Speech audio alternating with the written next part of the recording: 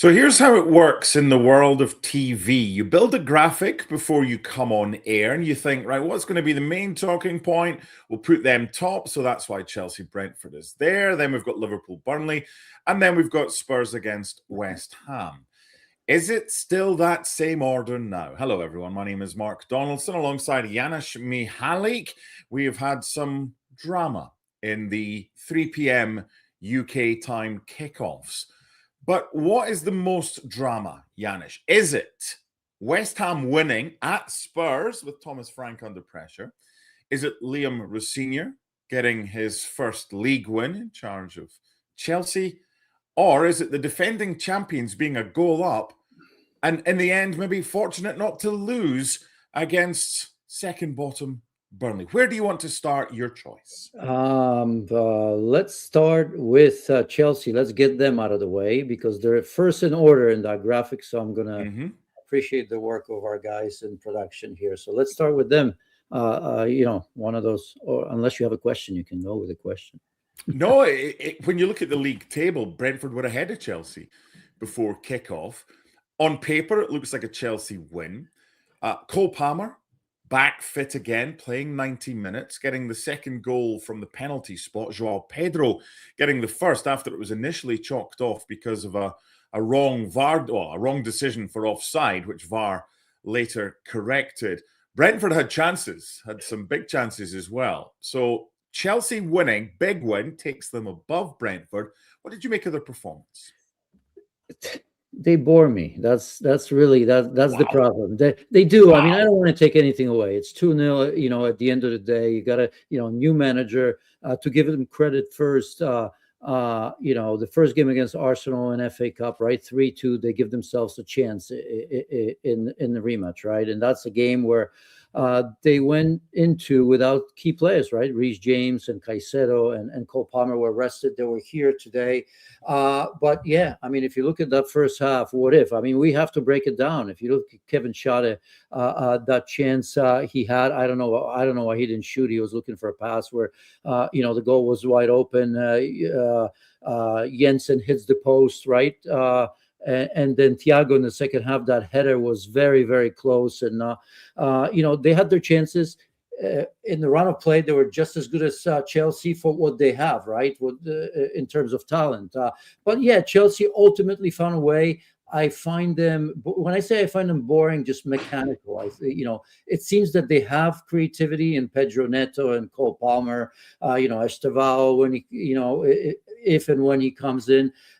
But I just don't see it. If I had to say it, and it's early, of course, and nothing happens overnight.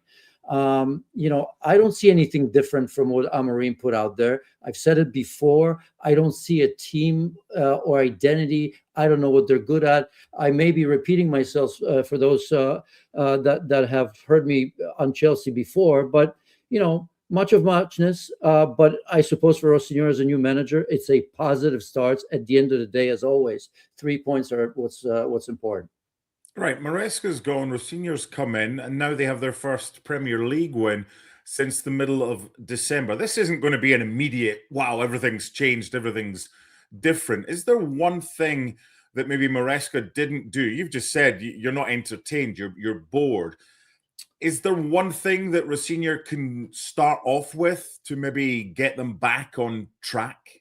I just think that they need to be a little bit more direct. I saw again pretty same, right? Good possession, changing the point, but rather slowly. That little extra direct play, quicker on the break, that killer instinct, right? I mean, they create enough, in my opinion, but yet, every play it seems to take forever to develop. I'll be repeating myself later with Liverpool. That's even worse to a degree. But yeah, I think that team's got to play with a little more energy and a little bit quicker because again. I have not seen any changes yet. And 2 games doesn't make a difference. I haven't seen any tactical tweaks just yet. So let's wait and see. 3 points are important, but this is pretty same Chelsea so far. Looking at Brentford's recent results, they've been excellent. And they, as you say, they had their chances. Obviously, no Thomas Frank now. Keith Andrews is come in. This is one of these, if you get something, then great. Did they deserve something from this one? Oh, absolutely. And the chances they had, it sets up the game. Those, a couple of chances in the first half, I think, I think would have changed the game. You'd see a little bit more panic. Obviously, different pressures at Chelsea and different pressures at Brentford, right? Keith Andrews hasn't changed much. We had plenty of questions for him, the way he got his job and his previous experience with the team. But I think, obviously, they're punching above the waist. There's no questions about that. But they're disciplined. They're organized. They haven't changed in that, and they're difficult to get through, I suppose. This is one of those teams that they give you same level every time they step on the pitch. Strong, physical, good on set pieces, long throw-ins, obviously. And Kevin Schade, who today, if I look at him statistically, probably not great, but he has been in a good form right now. He is one of those players that's very, very dangerous. That's why I mean, the setup for that chance that he had was so good. I don't know why he decided that he needed to look for somebody in the far post. But yes, I mean, first half was nothing to write home about in terms of Chelsea. Yeah, that Schade chance when he cuts back inside. The obvious thing looking on is take the shot. But I don't know, maybe he's thought that a teammate is in a better position, but he's no more than 10, 12 yards out and tries that. Look, Chelsea got a clean sheet. Brentford, who'd won more games than anybody else except Arsenal, Man City, and Villa this season, stay where they are. It's that period of the league table. Liverpool in 4th on 36. There's only 5 points of a difference between them and Fulham in 10th. And with Chelsea and Brentford in there, Brentford will be top 10, won't they? Yeah, they'll be happy with that. I think they've already done their job. It's, their job description every season is the same, right? To be safe and then see how much they can get out of it, right? You have probably 4 or 5 teams that are in the same boat with, English teams getting a lot of places in different European competitions. You first make sure that you're safe, because there's no guarantee for a team like Brentford. We've seen that with Burnley before. We see that with Forest now. We continue to see that with West Ham and Everton even in years past, right? So that's the first priority. After that, especially in a season like this where the top teams are maybe not at their best, right? 3 or 4 teams.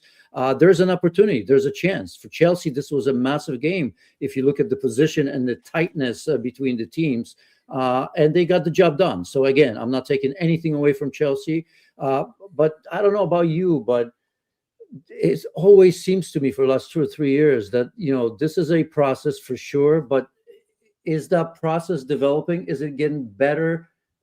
I have my doubts. I get it, some young players, but let's forget about that a little bit, because there's enough experienced players on that team and enough talent that I think you should be seeing some progression, and I'm not so sure I see it. Yeah, I was checking the forums, the Shed End, CFC Net forum, and Talk Chelsea forums. I'm sure you'll feature on there with your comment that Chelsea were boring. Chelsea get 3 points. They don't care right now. This is about getting them up the table, getting them back among winning ways in the Premier League for the first time since mid-December. And that's exactly what they did. Okay, next in our graphic, because we're not going against the graphic, is Liverpool against Burnley. Now, what happened here? Liverpool ahead, thanks to Florian Wirtz. Dominic Szoboszlai, I've already seen the memes. They were like, why didn't he backheel the penalty? He would have had more of a chance to score. He's smashed the bar. Prior to that, he'd only missed 1 of his previous 21. But Liverpool, when Wirtz scored, and he's in a good bit of form, I think it's 4 goals and 2 assists in his last 7 right now, that was them 1-0 up. And with the way the game was going, you thought it was a case of when Liverpool were going to get a second. Burnley came out a different animal in the second half. So what changed? Yeah, I mean, nothing changes with Liverpool. I mean, they've stopped the bleeding, right? I mean, it's much better than it was. But, this is a team that's lacking that passion and that motivation. This is a team that knows that the main prize is gone, right? And that happens to teams from time to time. We've seen this with Manchester City last season, for example. Arne Slot has a problem here, Mark. He's just unable to get this team going in terms of that motivation, the passion, the sharpness. Look, under Jurgen Klopp and under Arne Slot last season, and in the first 7 games of this season, right? Liverpool, you can always count on them to find a way in the end, right? You are sure that even if they were behind, if they got the equalizer, you you said to yourself, there's a little bit of time left, they'll find a way. And it wasn't the case. I mean, and it was coming. If you look at that, if you look at that goal, I don't know if you remember, Edward just a minute earlier had a great chance. It was 2v1 with Anthony, I guess, and Konate cut out the pass that surely would have been an equalizer. A minute later, Konate's a little bit late. I suppose you can look at Allison a little bit on that one. I don't want to be too harsh on him, but I've seen him save more difficult shots, and it's Edwards that puts that away. They've allowed the team to come in the past. Look, we know that Liverpool were the better team, right? But you're supposed to be better than a team that hasn't won since October.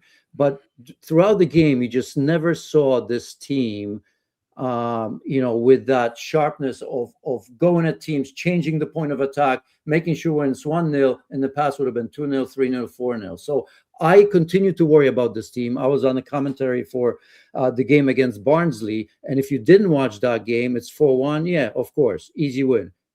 Nothing but, because I mean, Barnsley were so good in the first 20, 25 minutes. I mean, they had a number of chances. I'm talking 3 or 4 chances hit the post, and really Liverpool did not look good. In the end, obviously changes in the second half, Verts came in and all that. So I worry about Liverpool. They should be good enough to be top 4 or 5 for Champions League. But now, since the main prize is gone, Mark, you have to be thinking, okay, how do we get better now?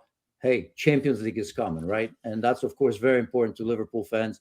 And I don't see it. I don't see Liverpool getting any better. They're just finding results much better than they did, a couple months ago. But just a team without power, right? Without that passion. It's unacceptable against the Burnley side with 1 win and 1 draw away from home in the Premier League this season prior to going to Anfield. The Liverpool of last season would have been 4 or 5 up and enjoying the game, playing with a swagger. Where's that swagger gone? Well, maybe, as I've said, it's easy for us to talk, but we've seen it in the past. We've seen it at Chelsea teams. We've seen it in Manchester City. They continue to pay the price for that, right? Just as we thought that, it's getting better. Look at the difficulties they've been under today against Manchester United in general. Winning ahead of time, because you have to say that with Arne Slot coming in last season. I don't know if that was that. I don't know if the decisions that were made with Mo Salah and Van Dijk and some of the players that they've bought, we knew this is going to be some sort of a transition. But I just think that, Slot is getting the benefit of the doubt from the ownership. But I'm starting to wonder a little bit. This doesn't seem like a team that's doing absolutely everything to help themselves and help their manager. When you come in, if you're Arne Slot, and you do what he did in the first season and you win the title, it was probably beyond his realistic hopes, albeit he thought it might be possible. How much kudos, how much money is in the bank with results like this today, and the fact that Liverpool right now are 13 points behind an Arsenal side that are about to kick off and could go 16 points clear of the defending champions? At which stage does it become, we've got to question the manager's future, but with that kudos in the bank, would they sack him, or would it be him having to walk if results didn't improve? No, nothing's going to happen until the summer, but it's a definite test, right? It'll depend how much of a fight this Champions League top 4 or 5 is, if they make it or not. If they don't, I mean, it's clearly he's gone. You got to look at the Champions League and sort of how much now, because, if you look at that, you're going to say to yourself, yeah, okay, now a new focus, right? I mean, if the focus is missing, because, sometimes it happens for these big clubs when the biggest price is gone, it's a letdown. Psychologically that's the only reason they're in, right? Clubs like Liverpool, Manchester City, Arsenal, they're there to win it. They're not there to finish second or third. They spend enough money where you say to yourself, we've got to win it. They have that type of talent on the team. So I'm very interested to see the levels of concentration, that passion and energy that's needed to win these big competitions. I want to see if that comes back, because it should. If it doesn't, then something is wrong, and I think in the summer you'll see a change. Okay, right now it's Egypt 0, Nigeria 0. 57th minute in the African Cup of Nations in the match for third place. Mohamed Salah started. He captained the side. This is Egypt's last game of the tournament, playing for third place against Nigeria. He'll come back into the fold. What are we getting when he comes back? Are we getting a saga? Are we getting a soap opera? Are we getting a head down? I'm going to work for this. Because when he left, there was all sorts of baggage that accompanied him. What are we getting when he comes back? We're getting Mo Salah starting because there's a need, right? I mean, you see Dominic Szoboszlai playing that position. That's not his position. You know, of course, Frimpong is great coming out of the back. We can say that he could play in that position because he's one of the few now that take you on one-on-one, gets the ball to the byline, gets a cross, or comes inside and scores, as he did against Barnsley. But I think Mo Salah plays. Now, what happens if he continues to play badly and you know, Liverpool is not playing well? You know, is the manager handcuffed now? Because that's the thing. You know, I got to be thinking if I'm Arne Slot, what if in my mind at some point, you know what, I don't want to play Slot. Somebody else deserves it. I need to change things around. In the back of your mind, you're always going to remember, well, what is the reaction of a player going to be? Is it going to be the same? So that's the difficulty here. But if Mo Salah comes in and gets back to his level, then there are no questions about it, because you have to remember, if you liked his reaction or not, and most probably pundits, fans of Liverpool or other fans didn't really appreciate what he did. It's a player that over the last, 8-9 years has been so consistent in delivering. It's incredible. I mean, find me another a player that has been as consistent as he has been over that period of time in the Premier League.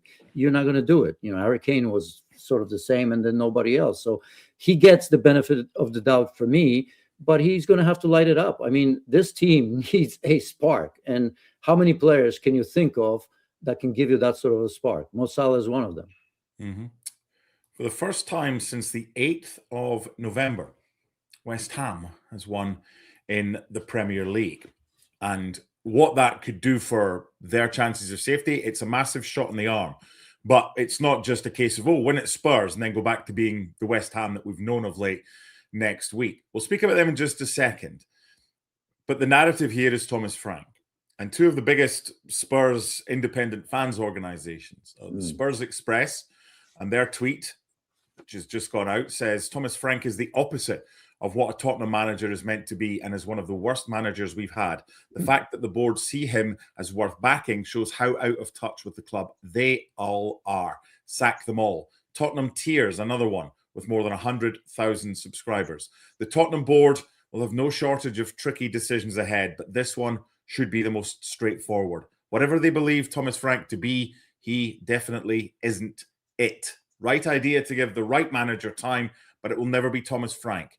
Time's up. Time to go. That's from Spurs fans groups. What do you say? I'm afraid that they're right. And I'm never the one that kind of gets rid of the manager too early, right? He's just gotten there. But this has been a saga at Spurs. It continues, right? I mean, same situation with Manchester United. But you try until you find somebody, because these are massive clubs. They're spending massive amount of money, right? In terms of Spurs, you're talking about the stadium.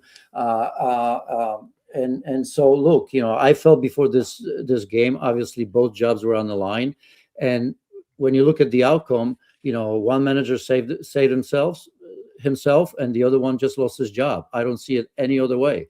You have to react. If you look at the position of Spurs right now, I can sympathize with Thomas Frank, because if you look at that midfield and the type of players they're missing, I mean, you know, Kulu, depends how you look at it. Bentancur, James Maddison, Sarr. Add to it Kudus and Richarlison on top. I mean, it's difficult.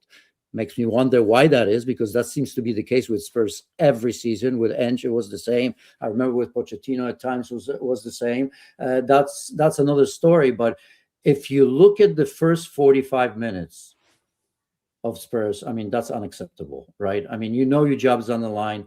As a player, you know your manager's job's on the line.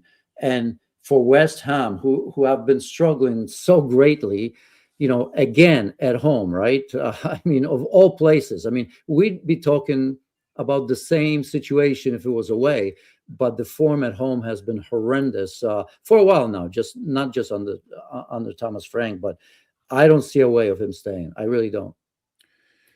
What is it about the Spurs job that seems to make good managers struggle in the last decade? Maurizio Pochettino emptied. Jose Mourinho, emptied. Antonio Conte, emptied after Nuno had come in and didn't last long. Ange Postecoglou did well up in Scotland, emptied after winning a European trophy but a dreadful league campaign. Thomas Frank, doing brilliantly at Brentford, came in. Hasn't worked. Is it a poison chalice? It probably is. I mean, this Spurs team and maybe some in the past, I mean, I can tell you these players can't cope with the pressure of being a Spurs player. They really can't. You see it in so many games. Even when Spurs are playing well, they can't see it through. I mean, second half was very good. They probably needed to go from strength to strength. Yves Bissouma, who had his issues with Thomas Frank, right? Disciplinary issues. He's been away with Mali anyway. I mean, he was a spark. He came in the second half. It was a totally different Spurs team. And it looked to me like they were going to run with it. And then in the end, when they had to, somehow they conceded once again, conceded space, drew back, almost as if they felt that, we're going to somehow score or maybe a draw is enough. So I don't know what it is. I think it's a massive expectation of. I think it's seeing that here we are, Spurs, a massive club, but all the other bigger clubs are running away from us year after year after year. And after winning the trophy, I thought that maybe that would take some pressure off. But I think in this case, though, you read it. Whatever fan wrote that, I just think he was a wrong choice, right? Because they sort of always wanted somebody that gives you balance, which Thomas Frank does, right?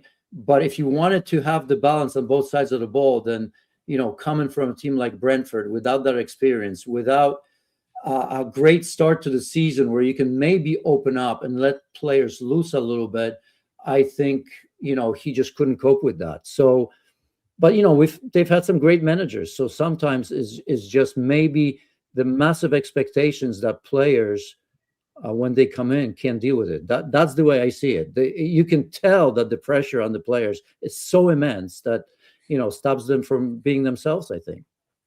August 2021, 3 wins from the first 3 games for Spurs to begin the season. The manager of the month is Tottenham Hotspur boss Nuno Espirito Santo. He's then fired in November after going 5 defeats in 7 matches.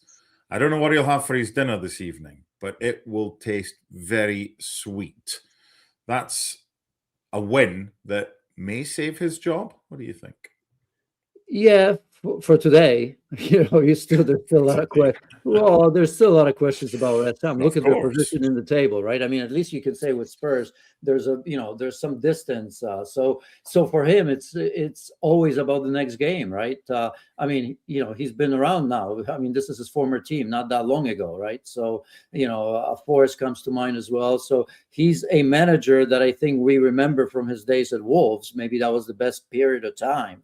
A longer period of time for him, but he knows how much pressure there is. So today is massive. It postpones what I think is inevitable, because I still don't think that this West Ham team is very good. So for as long as they're not on a 2-3 game winning streak, I think he's going to be under pressure just about every game. 44 goals conceded by West Ham. They got 1 conceded today, but they managed to score 2. And they managed to win. Just looking at their next game, Sunderland's massive next time out. That's at home against a side that won today, coming from behind against Palace. Then they go to Chelsea, which is going to be very difficult for West Ham. Then, probably the biggest game of the season so far for them, Burnley, away from home. Lose that, and they're in big trouble, even more trouble. Win that, and you never know. So these games are coming thick and fast, and then it's Man United. But for them, they can't look ahead to start of February. They've just got to look at Sunderland and put all their effort into that one to try and get all 3 points. Yeah, I mean, it's about the next game, right? The momentum, I mean, they've gotten from this win is incredible. So you'd like to think that going back, next game is at home, right? You said against Sunderland. So, you take advantage of that. All of a sudden, 6 points, that gives you some separation. The key players can at least like, some of the key players continue to play well. You look at Jared Bowen. I mean, today on the first goal, I don't know if you noticed, I think Ben Davies got injured on that, but my God, he got hammered. But I mean, the pass when he shows for the ball was absolutely tremendous. I mean, what this player does for West Ham, my goodness, it's incredible. So for as long as he stays healthy, and you get some like Callum Wilson, the goal, by the way, did a tremendous job on Vicario, right? I mean, first to impede him a little bit in a proper way, and then just to put that away. So look, little things. I remember being on teams like that where nothing works, even though you feel that you've played well enough. This time, I mean, last second goal, incredible, and that should be a boost enough to get something out of the next game.